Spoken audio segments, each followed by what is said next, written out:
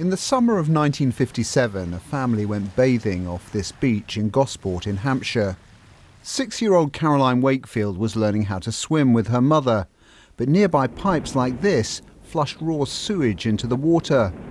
In an edition of Panorama, Caroline's parents spoke of the tragic consequences.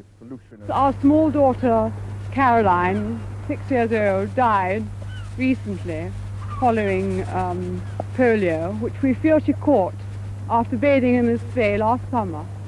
As extraordinary as it seems to us now, British beaches back then were routinely awash with sewage. Caroline's brother Chris remembers how their parents became passionate campaigners to clean them up, forming the Coastal Anti-Pollution League and producing the definitive guide to clean beaches. They threw themselves into it. My father, he joined the council. That didn't work. Then started writing to every single coastal authority in the country. He gained information as to where the sewage outfalls were. I remember helping him plot the outfalls on ordnance survey maps of the whole of the coast of the country. But it didn't stop local authorities carrying on discharging the population's raw sewage into bathing waters.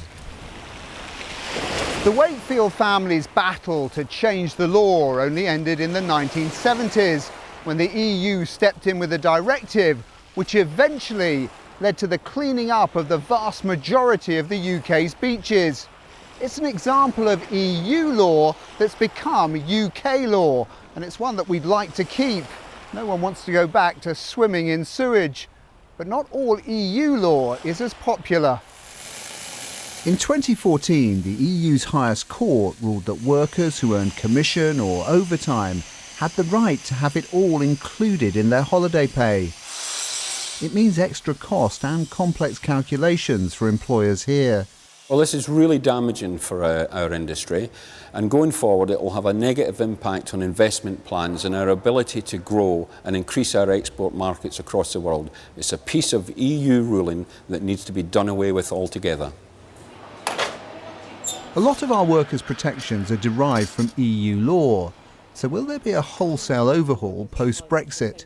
Well, there are many employment law obligations that are deeply unpopular with UK business that employers might want to see the back of post-Brexit. But I don't think there's going to be any major changes because the rights that derive from EU law are now so heavily embedded in our UK legal system and they're expected by workers.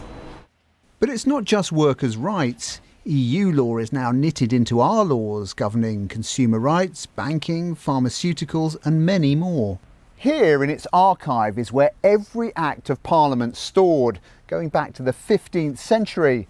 But things changed in 1972 with this, the European Communities Act, which took us into what's now the EU and meant that its law became part of ours.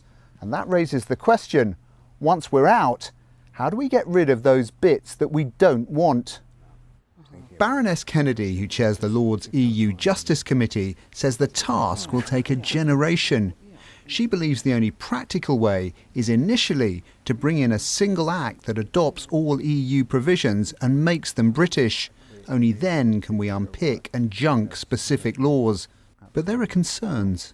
The task is so great that I think the risk is that we will end up seeing it being done by executive order. Lots of these things that come from Europe that we want to keep will actually be dealt with in ways that are undemocratic. They'll be just shoved through Parliament by way of regulation. The very thing that people don't like about Europe will be happening here.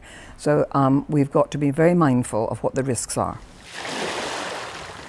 Whatever the deal on Brexit, we in these islands are going to have some EU law coursing through the veins of our own for many years to come.